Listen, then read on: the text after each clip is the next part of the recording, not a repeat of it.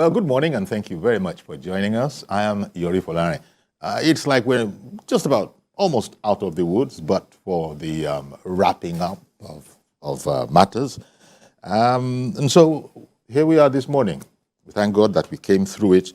There are still, issues, many issues, as a matter of fact, that we can talk about.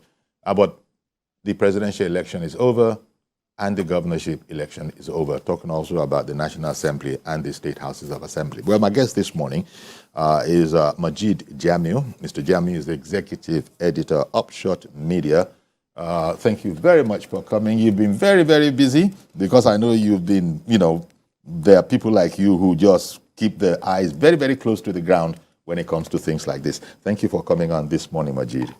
It's a very, very busy month since February 25th. That's right.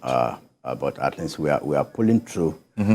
And one thing I'm happy about is that to the prophets of doom that believes that no elections will hold in Nigeria and that there will be crisis, I think we are here and we give all glory to God. Exactly. But largely, that was on social media, and it's a matter of being able to discern what is fantasy and what is actuality. That has always been the challenge, but our people were very, very close to the social media. Now, well, we have the results. Well, we have the big one, the presidential.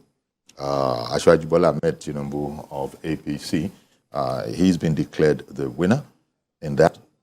Yes, we still have a situation where he hasn't been congratulated yet by co-contestants, and we have to get to that stage. But it is what it is.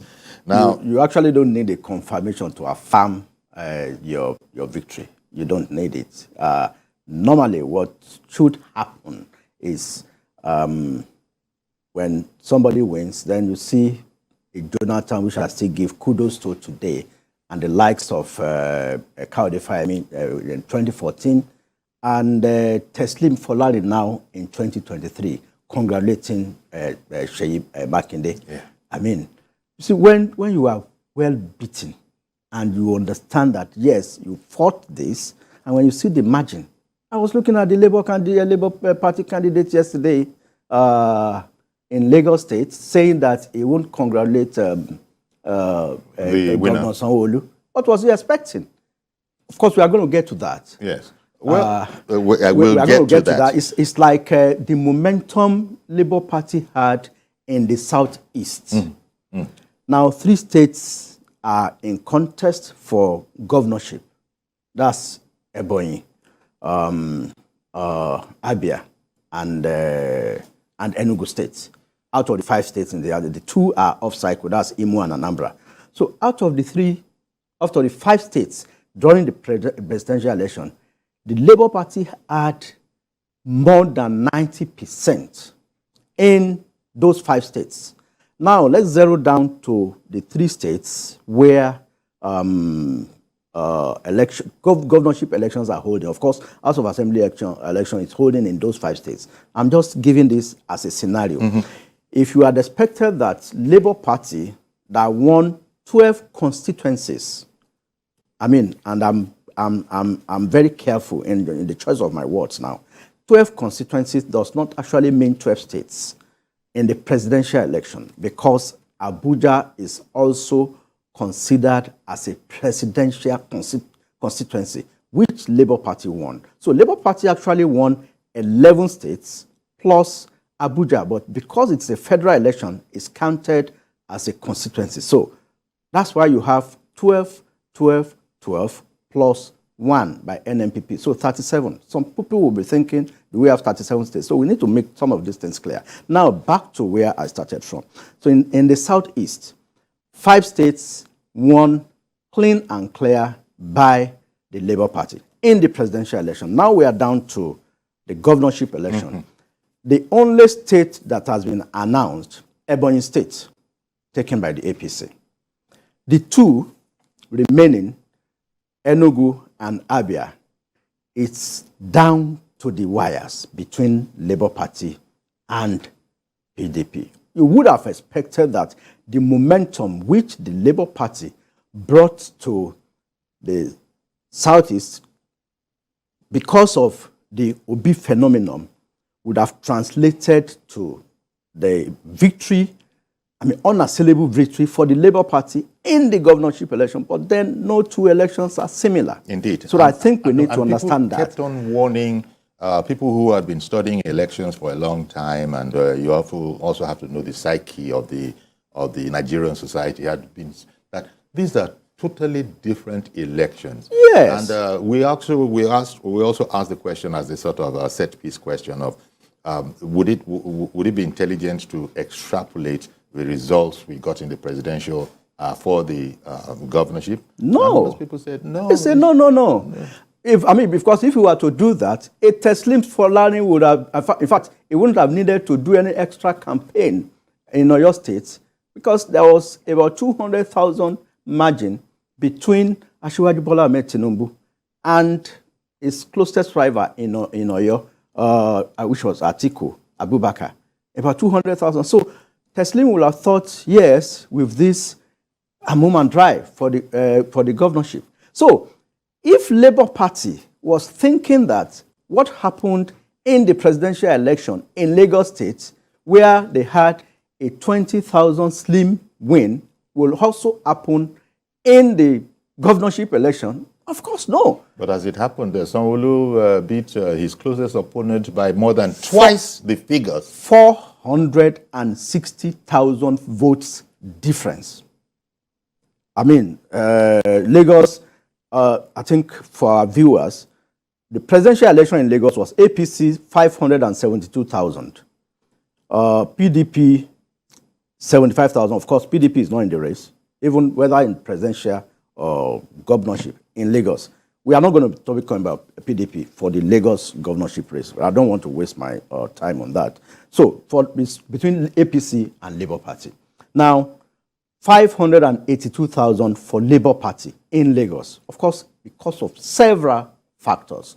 Now, come to governorship election, Saturday, March 18. But before then, the governor of Lagos State, people described him as an usher in the church, as somebody who is selling ice cream in ShopRite, as somebody who has turned to a market man. You see him every market. In fact, somebody brought a video of 2018 where he was being engaged by a 22-year-old lady, and the lady was telling Sanwo-Olu, so if you don't need this election now, if you don't need to win an election, will you be talking to me now? And Sanwo-Olu was trying to explain to the lady, and no, that was quite. No, they said he went to ShopRite, and I now found out about this ShopRite matter.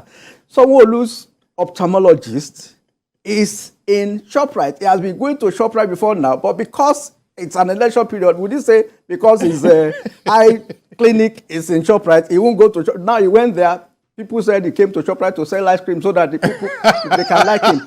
Yes, he sold the ice cream, but now he has won. Because and in any case, all those jocular scenarios, they really were an indication of how seriously Sanwo-Olu took the election and its campaigning. And it has reflected in the results. So, for a Labour Party to be under any illusion or allusion, or maybe some people call it a premature ejaculation, that you would defeat a Sanwo-Olu in Lagos, it's a no. A lot of factors are responsible for what happened. Now, those who went with Jide Adediran Jandor from Lagos, from the APC to PDP, when they saw the result of that presidential election and they saw that it's just 75,000, they came back home, quote and unquote. They went back to APC. And for a body judge who would rather have the candidate of NRM or NCP or any other thing apart from APC in Lagos, because it's like somebody needs to sit Uncle Bodejo down and tell him that, come, this is reality. Tinubu has defeated you both in federal and in Lagos. So you should live with the reality of a Tinubu presidency and an APC governorship in Lagos, at least for the next 4 years. And you know, the penchant of our people for humor, they've reminded, you know, Chief Bode George that, in fact, there's even another video of a joke about him calling someone, say, Cameroon, yeah, you know. I saw that caricature of you know, cartoon. But let me bring in Mr. George. Good morning, Mr. George. Good morning, Mojid. Good morning, sir. Uncle Yori, I think we now know that Lagos is not a no man's land. The owners of Lagos have spoken, and I hope it is loud and clear. Never, never again, Uncle Yori, I repeat, never again must the owners of Lagos allow a handshake to go beyond the elbow. A word is enough for the wise. Now, to other matters, Uncle Yori, let us move on.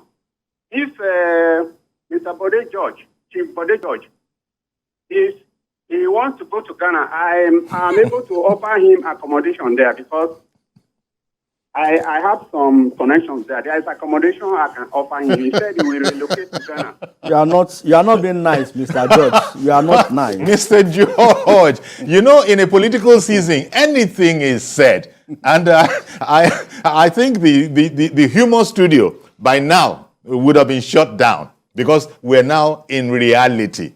You know what shocked me most? I watched the candidate of the PDP, Jide Adediran, my friend, Jando, the owner of Core TV. I watched him on Wednesday on Arise Television. And he said by now, and I'm quoting him, he expected Chief Bode George to be calling from Accra, Ghana. But Ruben Abati quickly reminded him that, no, I don't think it's Accra that Uncle said he wanted to go there. I think he said Benin Republic. It was Cotonou. Cotonou. So he tried to correct that. Ruben does that. Ruben does that from time to time. He will slip in a little with a straight face. Yes. He said, no, Jide, no. Don't just mix up. You see, we are in an era where, you see, I've lived with politicians, I've worked with them. I was a deputy chief of staff to a governor, so I know how these things work. So when people go on social media and talk and predict, I just look at them and I smile. My immediate elder brother just won his return ticket as into the Ekiti State House of Assembly. Yeah. Is the serving deputy speaker, Akim Jamiu. So I did not go to Ekiti for this election. I stayed in Lagos to monitor things. And I see the way people will tell you a lot of things.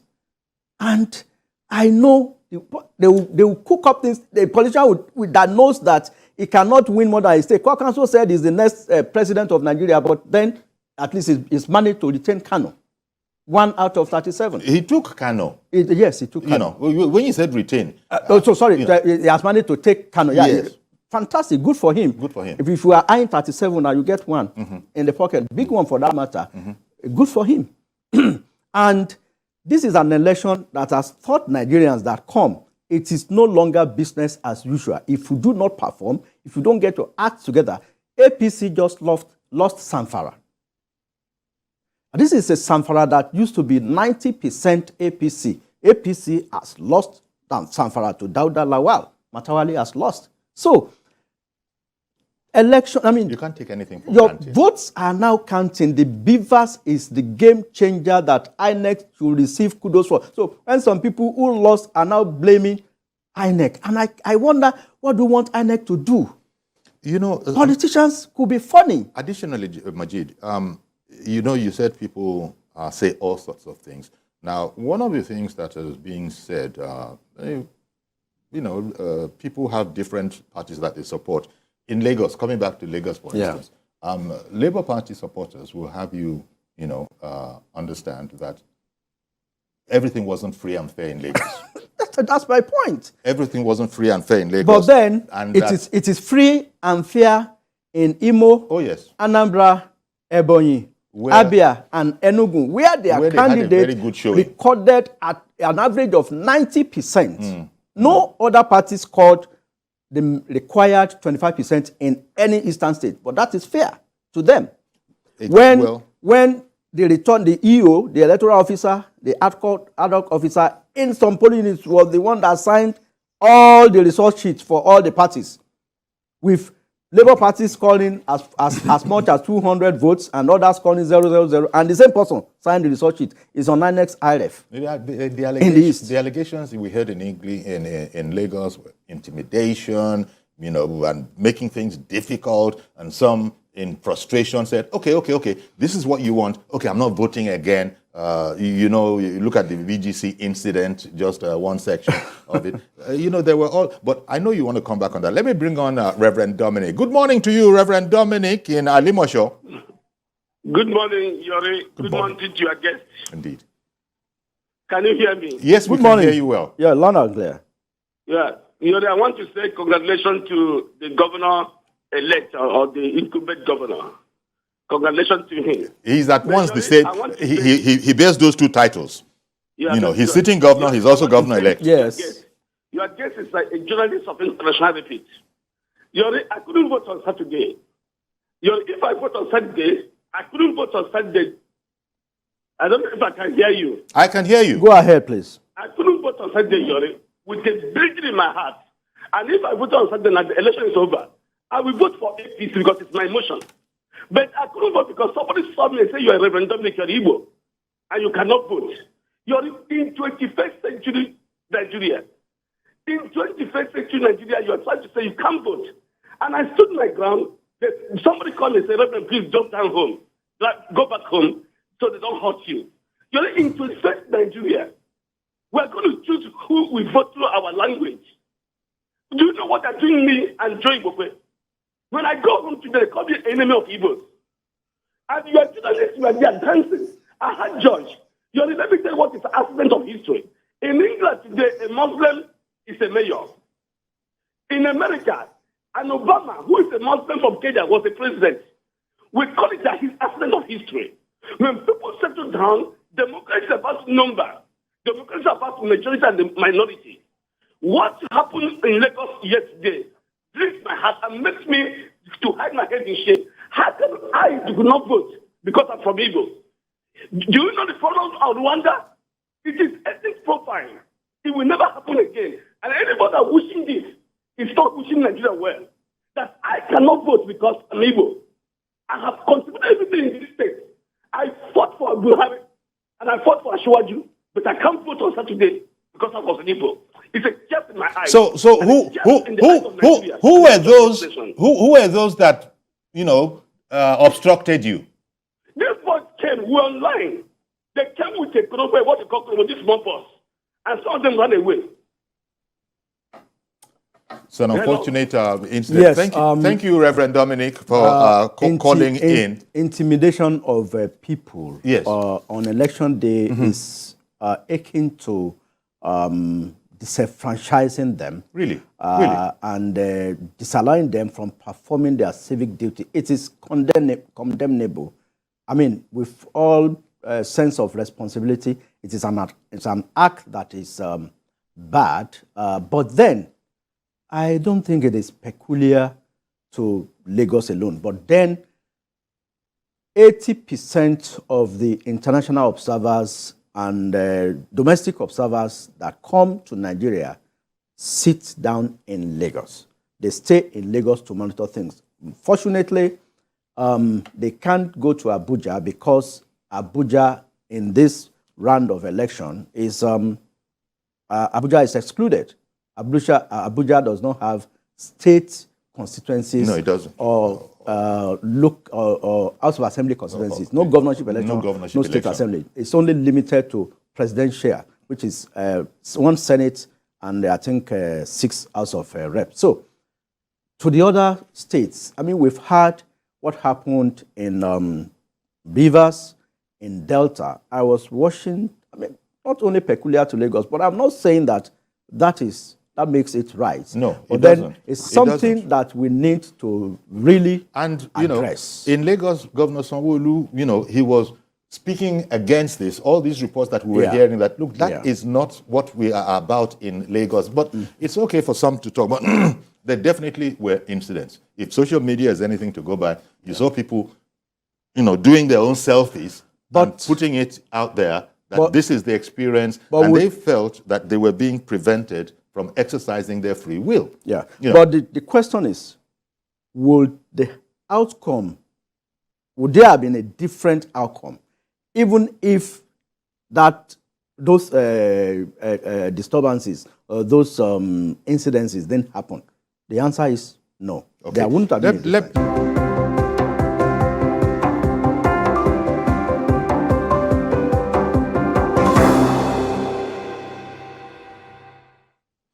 Okay, welcome back. And Majid Jamiu, Executive Editor, Upshot Media, is our guest.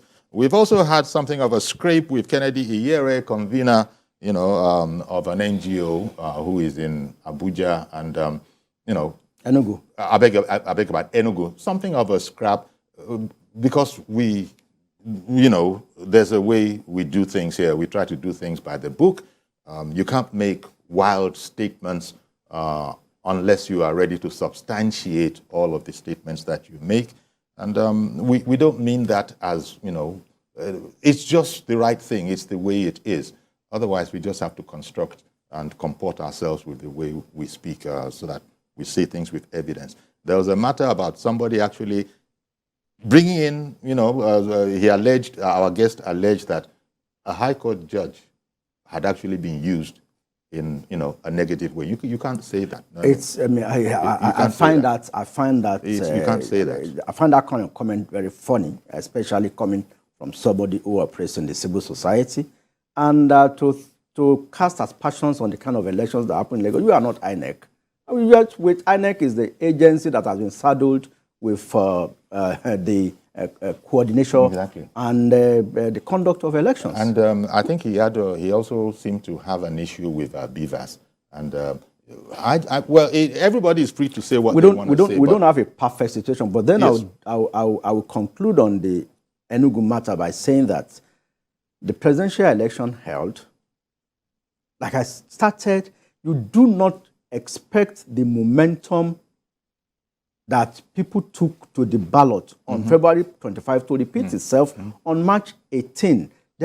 These are two different elections. We have seen situations in Lagos where Labour Party won by about 9,000 margin in Lagos on February 25th, but there were three elections. The 3 Senate seats, 22 out of the 24 rep seats all went to APC, with Labour Party having won. I think one is inconclusive. So what does that tell you? And when you look at Rivers, I think all of the local governments. And now, let me tell you, give a scenario in Oyo State. I was talking about Oyo State the other time, but let me further break it down.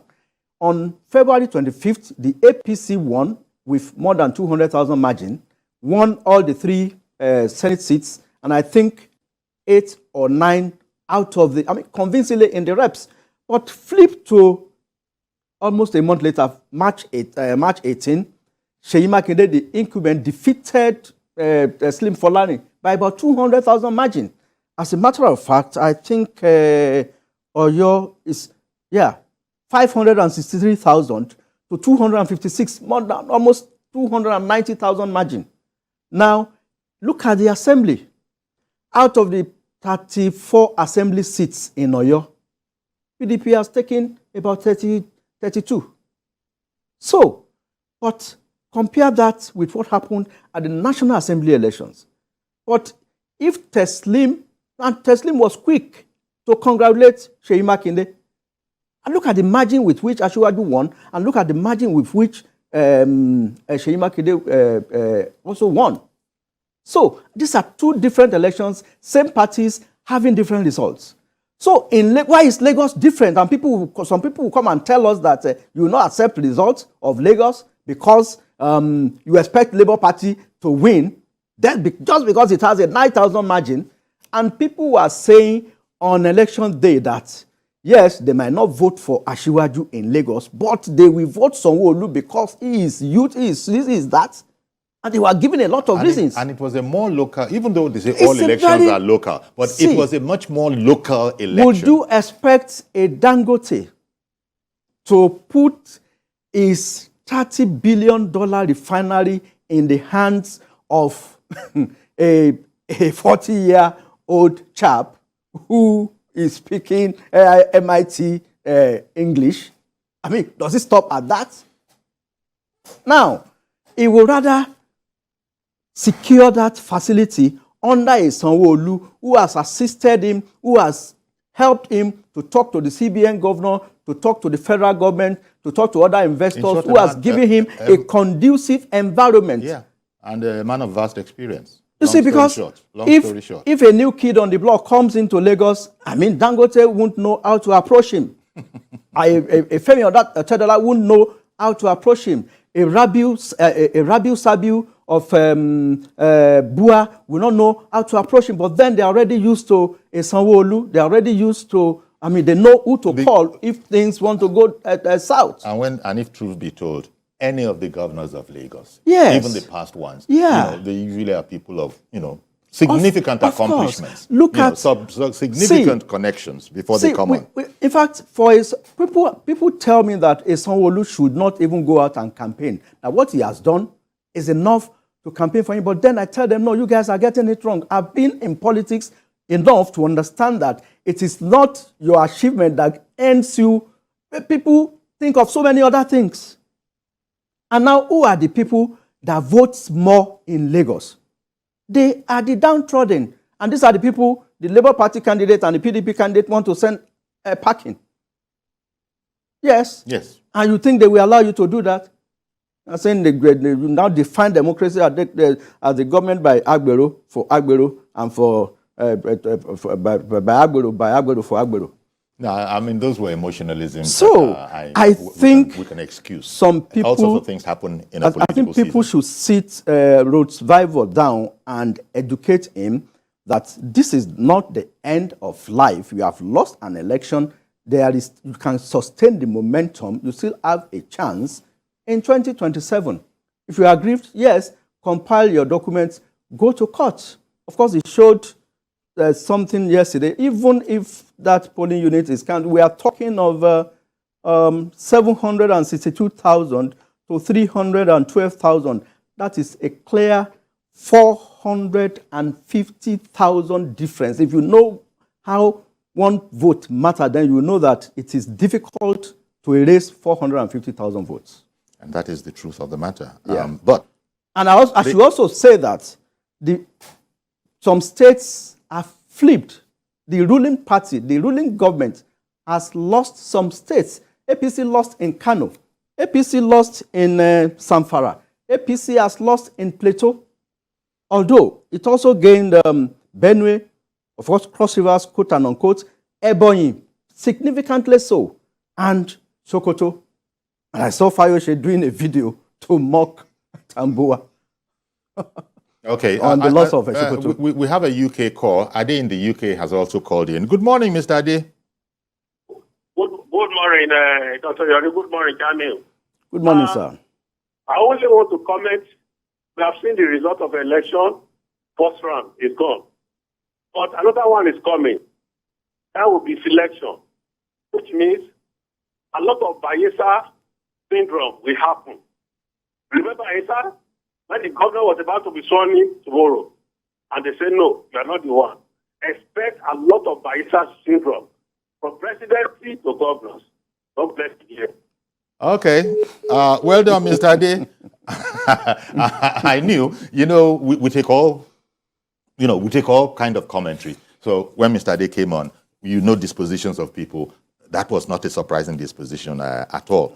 Thank you for it, nevertheless. It just...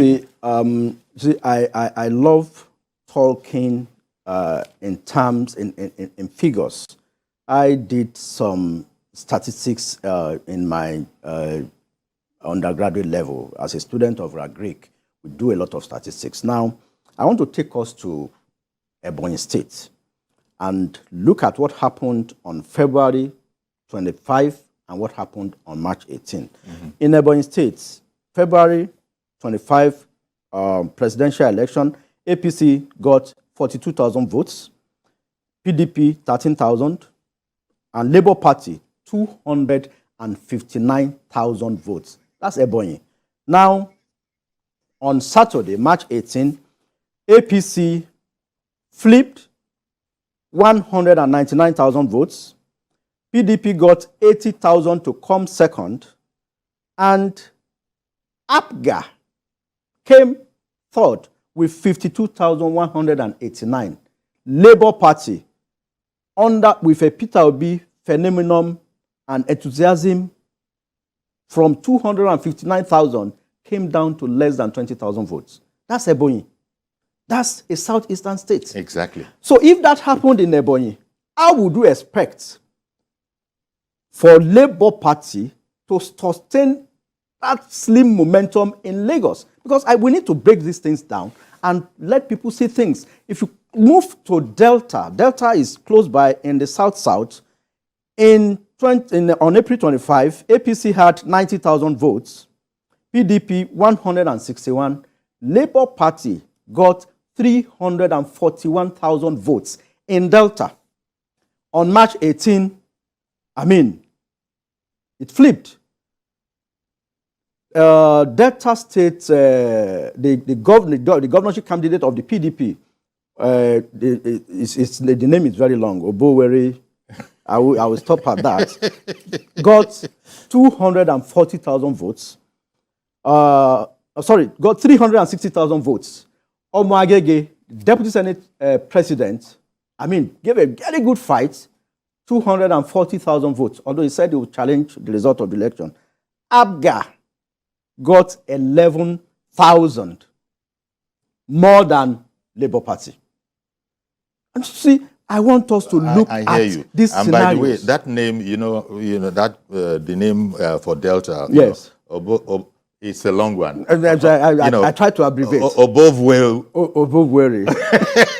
But when he pronounces it himself, or anybody that speaks the language, it's a much simpler kind of a thing. Now, sorry to keep you waiting, Mr. Adekunle in Ore. Good morning. Good morning, Mr. Yori. Thank you for calling in.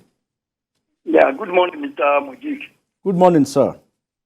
Yeah, please, there is something I want to quickly chip in. Because I am a security officer in this election. Let me just put it straight. There is something that played out that I noticed, but because there is no security breach, there was nothing anybody can do. I think some of the aggrieved parties, the aggrieved political parties, should also hold some of their agents, polling agents, responsible. And I'll tell you why. A scenario played out in one of the polling units. I don't want to mention the state. People are coming out to vote. And the other agents are there, and they are telling them where to some print. And they are going there to do their accreditation, and they will tell them where to some print. And they are going there straight to some print. You know what happened? After, I had to engage one of the agents and said, come, why did you allow this thing to happen? Because there is nothing we could do, because there has not been any security breach. Since both there is no report and no violence and nothing is happening. But there is something I noticed that I can see that some people are being persuaded to vote in a particular direction. They now said yes, that there are some political parties that paid the agents more than the other. And this is what I want some of the political parties to know. He said there is a political party that is giving its own agent 10,000. And one is giving another political agent 30,000. So the one that is giving 30,000 now bought over the one that took 10,000 naira and gave them their own 30,000 naira. And that was how elections in some of the polling units were compromised. So The political agent. But you say you couldn't bring this to the attention of anyone because there was no sort of organization for that. Is that what you're saying? Hello, I can't hear you, please. I said when you notice this anomaly, you couldn't bring it to anyone's attention because such a structure didn't exist. Did I understand you? Exactly. There was no argument between them, no fight, nothing. Okay. No fight, nothing. Thank you very much, Mr. Adekunle. It was after the election. Okay. Before I now engage one of them, after the election has been concluded, before he now told me what he told me, and I cannot hold him responsible for it. Thank you. Thank you very much for calling in from Ore. You know, we're hearing about all sorts. And one thing that we've noticed is that in spite of the best efforts of INEC, we're talking about the beavers here being a game changer and all of that, there still were people that were working right through the night. You know, they just weren't taking a break as to how to, you know, really still breach the sanctity of this election. And so that was going on. Now, I'm happy he spoke about that. I wouldn't have said anything, but then because he raised the issue, I've been taking part actively in elections, I mean, as a stakeholder since 2007. And before the introduction of beavers, what normally happens, like what he said, the party agents of the two major political parties then, but now we have about 3 or 4, depending on the states, they will sit down. If there are 500 voters in a polling unit, INEC will issue 500 ballot papers. In actual fact, the highest percentage of those who come to vote on election day has never exceeded 35–40%. So if you have 500, which means you have maximum of 200 people coming to vote. So beavers, what will happen is the agents will decide, we can't return this, with the electoral officer, we can't return this remaining 300 ballot papers. So they will allocate to each other and they will thumbprint. Can you imagine? So the highest bidder takes the highest listing. So, and in a state where a ruling party is on the throne, the whole 300 might just go to the ruling party. Let me quickly bring in Tunde in Ikorodu. He's our last caller. Good morning, Tunde. Good morning, Mr. Ayori. Thank you for calling in. Go ahead, quickly, please. Yeah, Mr. Ayori, please, my contribution is people should think this election, Buhari that we are talking about, the aftermath now, I can directly say Peter Obi caused a lot of damages with his rhetoric and campaign of a kind of sentimental campaign with religions, with ethnicity. It has never happened like this in the history of Nigeria before. It has never happened like this. Sanwo-Olu is a very good young man, performing very sharp, very, very massively well. I'm one of those people that do talking to people in my area that Sanwo-Olu don't need any campaign. If truly huge, and we Nigeria say, okay, we want somebody that is performing. If performance is the best way to elect our leader, why should we bring Daddy or what is he calling their name? No need for any of that. But I hear what you're saying. I don't know. Peter Obi and our religious leaders and our political leaders, they are the cause. This kind of a damage that is happening now after of this election. It is because of their rhetoric, the way they campaign on religion, campaign on ethnicity. All right. No, okay. It's supposed to be like that. Our incoming president should work about that, and they should put a law to that. Thank you very much, Tunde. Appreciate your call. Thank you very much for calling in. Majid, we started, it looks like we just started 5 minutes ago. Yeah. We've run out of time. But here we are. I have heard the Presidential Campaign Council say that in response to a lot of stuff that's going on, that the election has been won and lost. That is in place at the presidential level. Even here, ditto. But there still is the matter that there are procedures, there is structure for anybody who has a complaint to air those complaints. I think we just have to leave it like that. Yeah. There's much, much more that can be said, but we are limited by this 1 hour that we have. So So I want to thank you very much for coming on, Majid. Did you have any closing one? Yeah, like we have said here, it's an election cycle. People should just accept the results. If you don't want to accept, then you go to court. There are procedures. Then start planning for 2027. The Obi momentum should not be allowed to die now because it has changed a lot of narratives. Then INEC should perfect its acts in terms of logistics, in terms of distribution. But then kudos to INEC for introducing beavers. The days of a candidate polling 2 million votes are over, except in Kano. Yes. Except in Kano. That's the only state that has recorded 1 million by a candidate. The next is Lagos with 750 something. So the days of millions of votes are over. We have to leave because it there, Majid. Human beings that are voting now, not dead voters. Thank you very much. Majid Jami, Executive Editor, Upshot Media. And that's our program today. Please join us tomorrow for a fresh edition. I'm Yori Folari. Bye-bye for now.